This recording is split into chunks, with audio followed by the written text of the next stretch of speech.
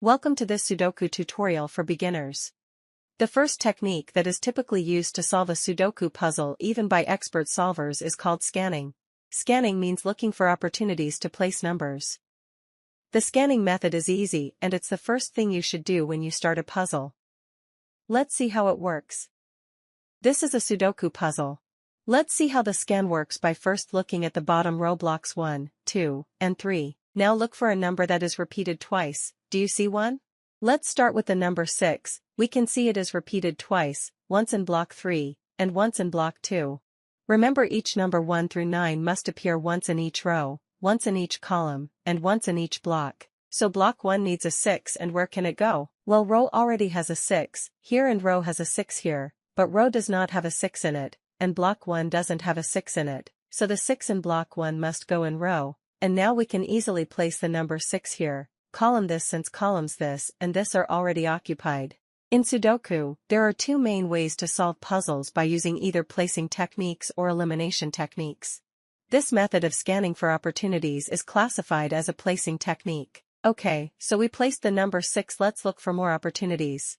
If we continue to scan the center rank for numbers that appear twice, we can see that the 7 appears twice. Now, using the same logic we just used to place the number 6, do you see where the number 7 should go? No, it needs to be placed somewhere in block 1 since blocks 2 and 3 already have the number 7, and we know it will be in row here since rows here and here already have a 7, so the only place a 7 can go in block 1 is here. Obviously you can't solve most puzzles using only scanning, but it should be the first technique you use to fill in as many cells as you can.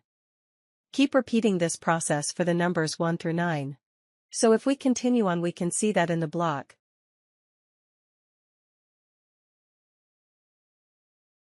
the number 9 appears twice, so where can we place the missing number 9? It would go here, right? Do you see why? Pause this video and take a look to make sure you understand why the number 9 must go in this cell, and only this cell. The number 9 already appears in block 2 and block 3, but it is not in block 1, so we need a 9 somewhere in block 1.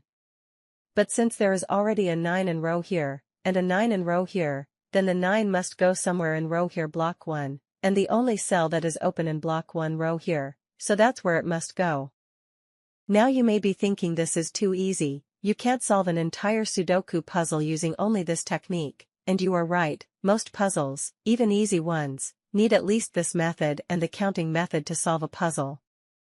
The next video in this series, Lesson 2, will show how to solve an easy level puzzle using only the scanning and counting methods, and I will explain the counting method in that video as well.